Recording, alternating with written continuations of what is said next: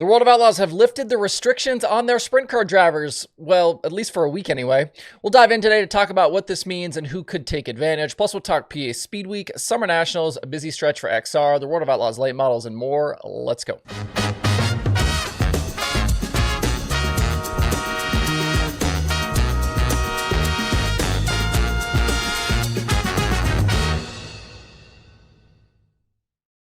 It's Monday, July 1st. I'm Justin Fiedler. This is DIRTRACKR Daily presented by Kubota Genuine Parts.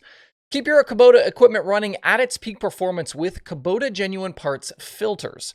Engineered to provide optimal filtration and protection for your Kubota machinery, Kubota filters are designed to keep your engine clean and running smoothly. Don't settle for anything less when it comes to the heart of your equipment. Choose Kubota Genuine Parts filters and enjoy peace of mind knowing your machine is in top condition. You can find a full line of Kubota Genuine Parts filters at any one of the more than 1,000 dealers nationwide. Find a dealer in the My Kubota app or visit KubotaUSA.com. If you need to get the My Kubota app, you can scan the QR code on your screen or click the links below in the video description. Jeremy Elliott with a nice breaking story this morning on his Sprint Car Unlimited YouTube channel. He reported that the World of Outlaws are lifting any restrictions for the next week, allowing Platinum teams to race anywhere they want without using up any of their allotted freebies. The reason being that there have been a bunch of rainouts so far this season, and teams can race this week if they so choose to make up for that. Jeremy cited a source from the pit area on Sunday at Baps Motor Speedway where Pennsylvania Speedweek was going on, and I did confirm with a series official this morning that it is true. Both the Outlaws and High Limit did not schedule races during the 4th of July week to give teams a mid-season break, and the Outlaws don't race again until next Wednesday, July 10th at Beaver Dam in Wisconsin. It's an interesting decision from World Racing Group Brian Carter and Series Director Carlton Reimers, but it's not something we haven't seen before. In past years, teams have been allowed to race outside of their contracted restrictions on certain occasions, and this is a response to how the season has played out. I don't know that I would expect this to be some sort of foreshadowing for next season or beyond where outlaw teams aren't under restrictions as part of their platinum agreements, but it's nice to see that there is flexibility. It could open a can of worms in the future as teams and fans might view this as some sort of precedent, but I think any future situations will likely be handled individually as they have been in the past. One of the major selling points for High Limit in its first major season was the freedom available for teams, and we have seen WRG soften its stance based on what High Limit has done. It is interesting to look down the list of top sprint car drivers and see how many starts teams have made so far this season.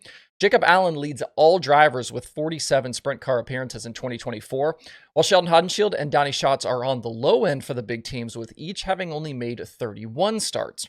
Both have yet to use a freebie as well. So, how many outlaw teams will actually take advantage over the next 7 days? I think a few are in play, even during a week with not that many 410 options. With PA Speedweek going on, I do think you could see guys like Brock Zierfoss and Logan Schuchart make some starts over the next couple of days.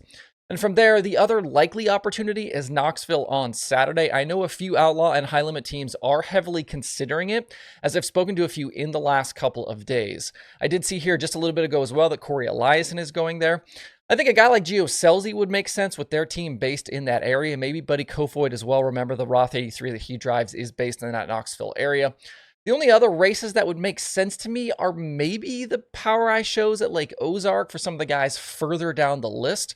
I do think, though, it's highly likely several outlaw teams won't race anyway, including guys like David Gravel, Donnie Schatz, and Sheldon Haudenschild. We're heading into a busy part of the season with a lot of money on the line coming up, and this week is a rare reset chance that some teams will take advantage of. If you're a sprint car fan, make sure you're checking out Jeremy's content and go watch his video today for all of the details on this news. He does a great job over there, youtube.com, Sprint Car Unlimited. You can find it on there. Around the country on Sunday, there was plenty of racing going on at River Cities. The World of Outlaws late models were back for the rescheduled Friday show. We talked a bunch about the Outlaws last week, especially around this championship battle, but I did give you 3 other names to watch over the weekend. They were Brian Shirley, Ryan Gustin, and Max McLaughlin. And last night, it was Brian Shirley going to victory lane. He dominated at River Cities, bagging his first Outlaw win in over a year. Going into last night, Shirley had 5 top 10s in his last 7 series races, and it was definitely looking like they had turned a corner. You know that win will be a big boost to that team. As for the other two, Max McLaughlin finished 3rd last night and now has 5 straight top 9 finishes, and Gustin ended up 5th last night as well. Gustin had mechanical issues the race before, but did lead laps, and I think more wins are probably not far off for him either. In the championship, Brandon Shepard did stretch away a little thanks to his 15th top 10 finish in 20 races, or 15th top 5 finish in 20 races, excuse me. Nick Hoffman ended up 12th after getting involved in a crash, so he's 30 points back now. And Bobby Pierce took another step back with another DNF because of mechanical issues. He's fallen from 3rd to 5th in the past 2 races. He's now 182 points back. That hole just keeps getting bigger and bigger. The Outlaw teams get a few days off with a 3-day weekend at Deer Creek starting on July 4th. Although the Outlaws are off, I'd expect at least some of these late model teams to race in that area for the next 3 nights. The XR Super Series has 3 straight this week, starting tonight at Proctor Speedway. Tonight's $15,000 to win, as is tomorrow at Gondik Law Speedway. They then got $50,000 to win on Wednesday at Ogilvie. This week will double the number of completed XR races this season from 3 to 6, with Devin Moran currently leading that championship. Sounds like we'll see Moran, Ricky Thornton Jr., Gustin, Hudson O'Neill, and several other national level teams participate tonight. Between XR and the Outlaws, teams can race each of the next 6 nights in a very small geographic area.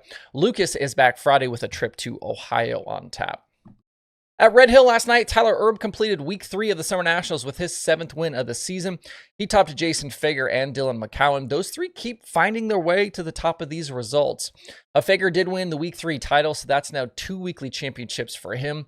The Summer Nationals are off today with week 4 beginning tomorrow at Old Number 1 Speedway in Arkansas. Trevor Neville, that one's tough for me to say, currently leads the modified championship with 2 victories. Mike McKinney, Michael Long have the most victories with the modified nationals. They've got 3 each. And at Babs Motor Speedway, Danny Dietrich stayed hot, picking up his 2nd PA Speedweek win in 2 races. He topped Anthony Macri and Kyle Reinhart. Speedweek is back to Lincoln tonight after their Saturday race was rained out and postponed until August. Dietrich already has a 101-point lead in the Speedweek standings, with Freddie Rammer sitting 2nd and Chase Dietz 3rd. Anthony Macri is 7th after issues Friday at Williams Grove. I think that's going to be a tough mountain to climb for anyone trying to beat Dietrich this week for that Speedweek championship. All right, that's it for this edition of the Daily. DIRTRACKR.com is your place for all the latest news and press releases from around the sport, plus the daily streaming schedule, the analytics section, and a whole lot more. You can also sign up for the email newsletter, the slider over there.